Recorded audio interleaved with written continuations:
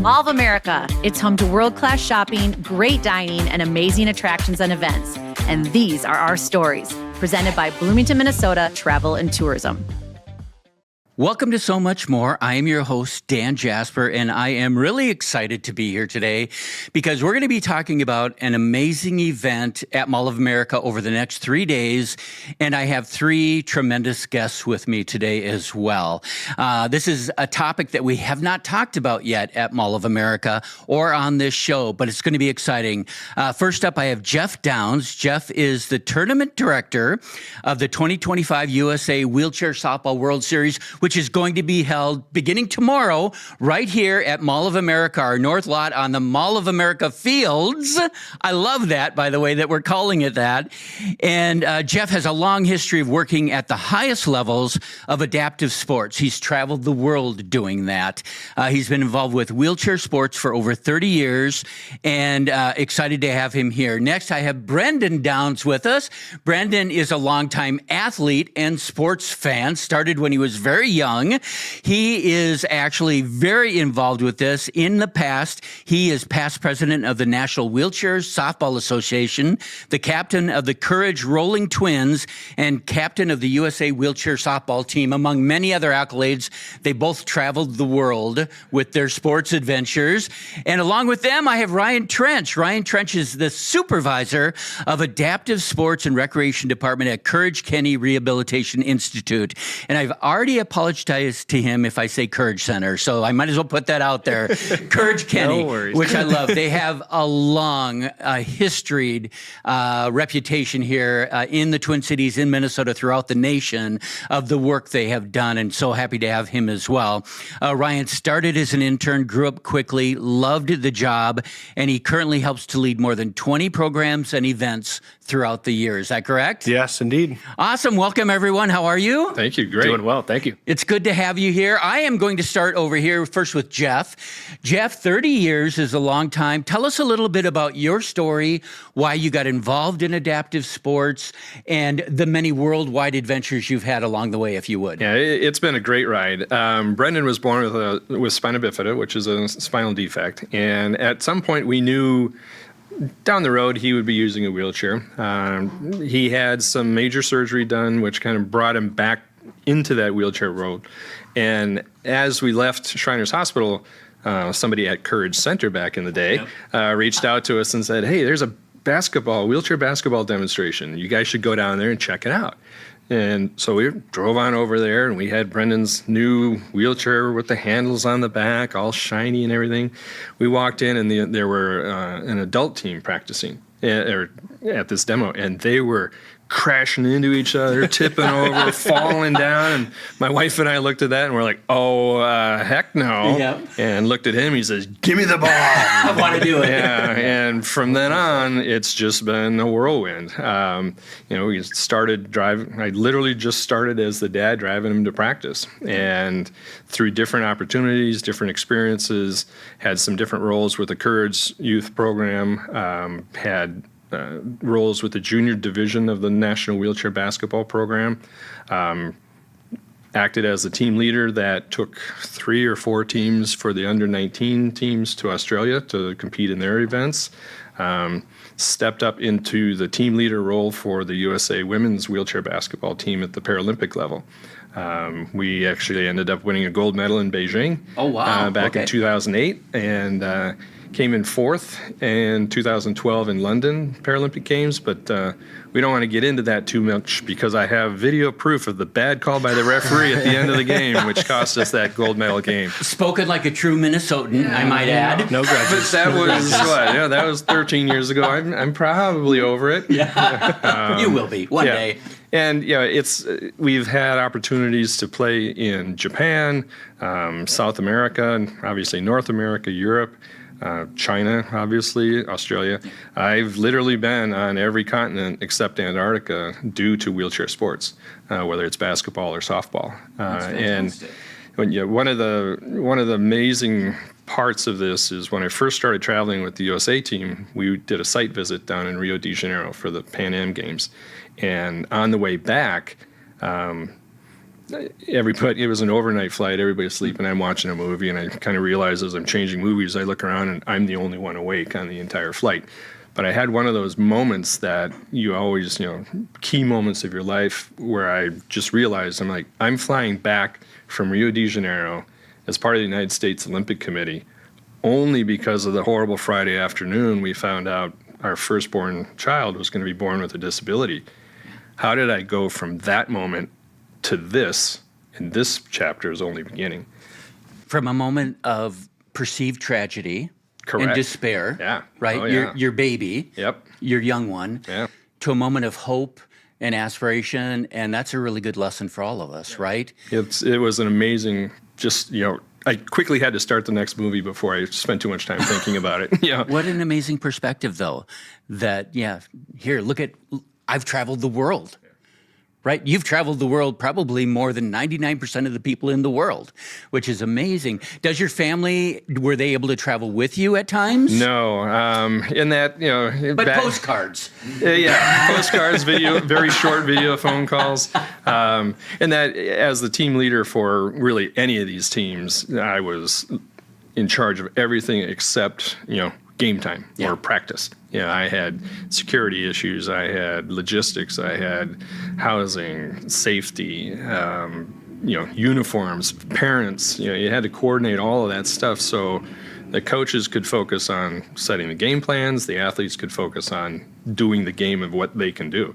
I can't shoot a basket to save my life. I miss throwing stuff in a garbage can. Yep. But I can get a team all around the world if they need to. You don't think about the logistics. You think about the athletes, the coaches, maybe the families, but all the behind the scenes stuff. Interesting. Brendan, gonna transition over to you if that's right. Talk a little bit about how your love for sports grew from a young age and all. I was reading what your dad wrote about you, which was amazing. All your accomplishments over the years. I think just like any kid, it starts with your neighborhood friends. You want to play any sport. You're out there wanting to be a part of the friendships and the groups. I played baseball growing up in Rosemount before I was in a wheelchair, and I played on an able-bodied baseball team. Obviously couldn't run that well or anything, but I could still throw. You could still feel it. And it's kind of the part about sports that I always tell people. It's like, all right, just take a step back. Even in softball in general, if I were to tell you it's the bottom of the 7th inning, you have a runner on third, it's a tie game, and it's you versus the pitcher. Nowhere in that did I say you're in a wheelchair or you're running.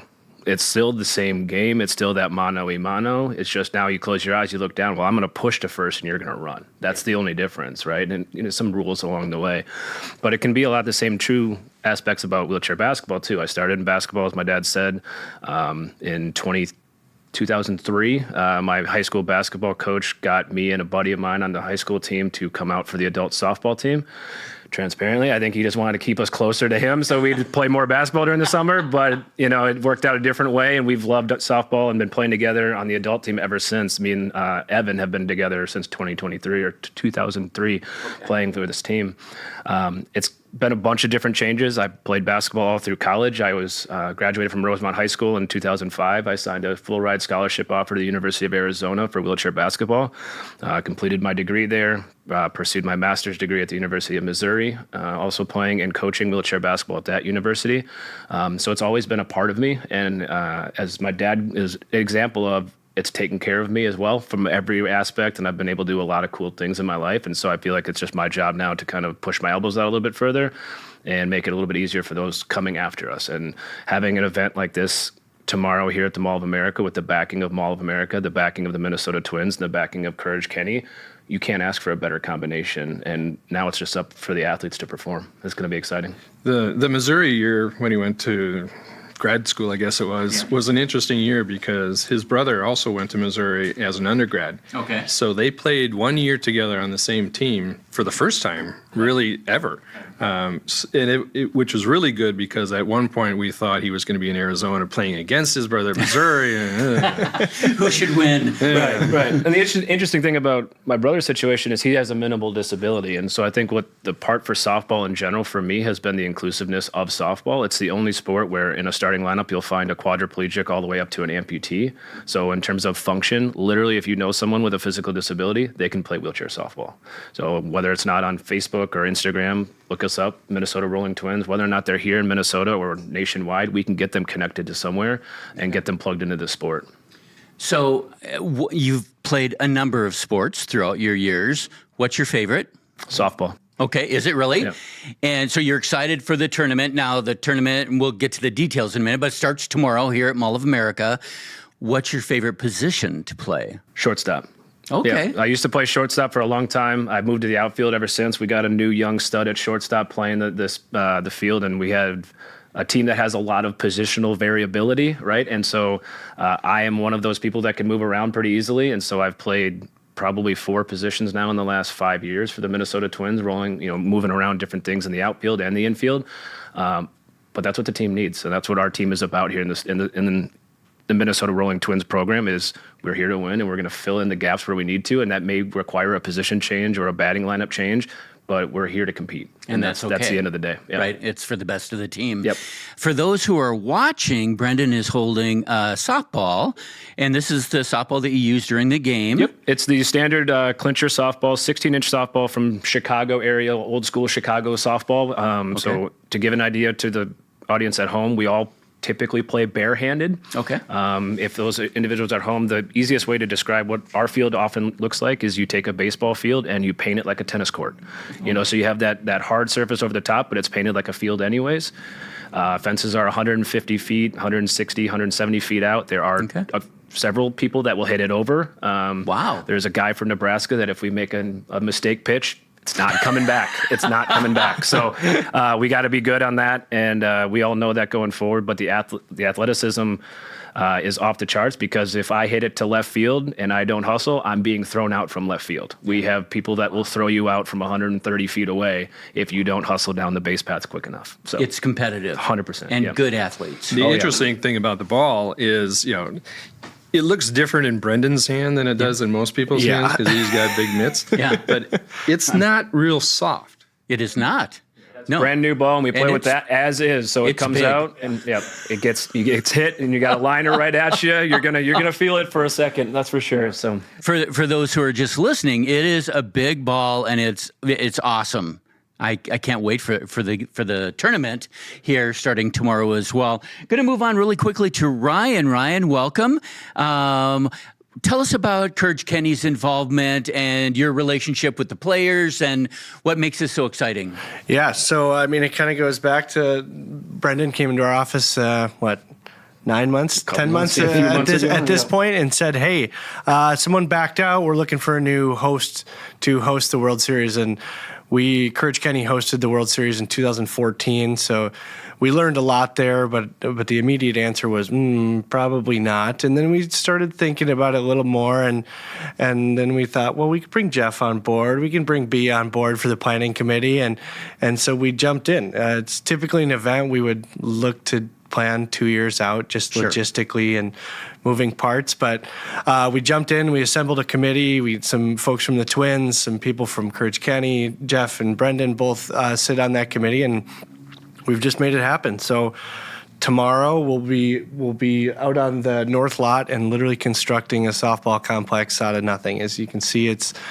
starts out empty, and there will be 5 fields out there, and everything from storage to entertainment and painting lines, and it's all kind of run through this committee. So same thing, we've learned a lot, but that's one of the fun things about doing national events like this is like our whole team can learn, we can all build together and just keep going. How many athletes and teams will participate in this tournament? So we have 18 teams registered and probably 300 plus 340 athletes. So same thing there. Part of the planning process was, where do these people all stay? Where are they all going to eat? How are they going to get here? So that's been all part of the process. And one of the unique parts about this tournament is, I think Brendan said it earlier, no one has ever been this close to the fields. So you're going to be able to walk, run, or roll from your hotel to the fields and play softball, and then go into the Mall of America and eat lunch, eat dinner, do whatever you need to do. So And I know you also worked with Bloomington, Minnesota Travel and Tourism. They helped with the tournament, and they're a sponsor of our podcast. So shout out to them. We love them. Yes, indeed. But another of our partners is the Minnesota Twins. They're a great organization, very involved in the community. So before we talk Twin stuff, where are these teams from? Are they just in the 5-state region, or are they from all over? We literally have people from all over. We've got New York Yankees are coming in, Wheelchair Giants out of San Francisco. We've got the Twins from up here. We've got a team from Deep South Hurricanes down in Louisiana. Mississippi. Mississippi. Yeah. Arizona will be up here. The Arizona Diamondbacks sponsor a team out of Phoenix. Nice. There's a Tucson. There's a whole bunch of different kind of pockets across the country. But it's also one of the more newer sports in the wheelchair sports community, and it's still growing. Okay. There's not a lot of pockets in like the Pacific Northwest. And so a lot of those athletes will join as a free agent, and they'll join as, a local team. They'll fly in for the weekend, play the tournament, and kind of continue the grassroots campaign of trying to get a softball team started in their area that way. I love that. And there are 5 different fields this is the World Series, correct? It is, yep. For the year. And then are there areas for fans? Can people just come and watch and enjoy themselves? Absolutely. We have plenty of space. We've got some bleachers that Ryan has set up. Thank you. Sometimes it's you're literally playing out in a parking lot, so you bring a folding chair and an umbrella. Yeah. But we're with the help of Courage Kenny, we're really going to be putting on probably a first-class show. Brendan and I hosted this same event down in Dallas in 2017 with a crew of 5 of us. Yeah, it was skeleton crew compared to this. And you were tired. This all-star lineup. To have this backing, it's just like, okay, so what am I supposed to be doing? But sure, we want people to come out and see this. And when you do see it, it's amazing. We are going to have people full speed. The plays at first, plays at second, you're going to see people hitting each other and falling down and rolling. The other thing with these players is they're literally ratcheted into their chairs. Okay. So if a chair goes over, You're going over. So does the body. What, have you gotten hurt playing? Knock on wood. No, not yet. Okay, sorry. No, I'm good. That's kind of like not saying break a leg before a theater thing or something. No, I appreciate that. No, there's always the rough and tumbles and things like that. The scrapes and nice knee scrapes and things like that. He has lost at the same time, that's what you got to do for your team to win. That's what you got to do for your team. That's softball. Yeah, exactly. Right? You got to do it. If you're not signed up to play softball and make a few plays, why not? Let's move on from there. I love it. That's the attitude you got to have. I'm actually going to bring my grandkids out and watch you because they love sports, and I think this would be a really fun experience for them. The Twins are a great local organization. They're really good to work with. I know they're involved in the community. Talk a little bit about their involvement in the event, and I think there's a clinic or something as well, correct? Yeah, so the Minnesota Twins Community Fund, we've worked with them over the past, for a long time, but really kind of ratcheted up over the last 5 years and hosting youth clinics and hosting introduction to adaptive softball, all kind of going back to what Brendan said, like driving youth and players into the world of wheelchair softball and just adaptive softball and adaptive baseball in general. And it aligns really nice with the Community Fund's mission. And so they've been super supportive in supporting the tournament financially, supporting the team with new jerseys, and we had an activation last week on Friday at the Twins game, so some on-field recognition and really just getting behind it that baseball and softball and diamond sports are for everyone. So they've been a great partner. So the tournament starts tomorrow on Thursday, and it runs through Saturday. What are the hours of the tournament? Do you know? Thursday, 8 to 4, about 8 to 5, Okay. There'll be games going on. Same with Friday. And then on Saturday, the games will run from 8:30 to hopefully around 1:30. Okay. At that championship game on Saturday, the way that the bracket is set up is if the 2 championship teams are playing against each other and somebody hasn't lost yet, there's going to be a second one. Okay. Back-to-back one to really figure out who is the champion. And It's a true double elimination tournament, so typically there is one team that gets in undefeated, and so on that last day they have to be beaten twice. Okay. We were fortunate enough to be in that position last year. Got into the first game. It did not go well for us in that game. We were able to wake up and finish the job last year in Nebraska, taking home the title, and so we're this year coming in as the number 1 seed. The Minnesota Rolling Twins will be the number 1 seed. So hopefully if I do my part and my teammates do our part, we'll be there again on Saturday. Well, I'm going to be watching that young shortstop. He better do his job. That's right. Ben will deliver. I trust him. I trust him wholeheartedly. Yep. Well, we will. We're Minnesotans, so we're going to be rooting for the Twins, right? Yeah, absolutely. We have to do that. Got it. For those who have never been to the mall or may know the mall, just to explain where the tournament's being held, it's in our north parking lot, which is the lot that's next to IKEA. So you'll see, it'll be easy to see where the fields are. There's parking up here. You can park up here and just come out during the tournament hours. It's free to watch, correct? Totally free. So come, wear your Twins jerseys, root for our local team because it's going to be a lot of fun as well. What if we have bad weather? And I'm sorry to say that. What if it rains? So a couple years ago, we had a tournament in Biloxi, and we'll play in the rain. So we will be out there in the rain as long as it's not lightning, right? Yep. In that type of inclement weather, we will play through the rain. And so we'll be out there Thursday, Friday, Saturday.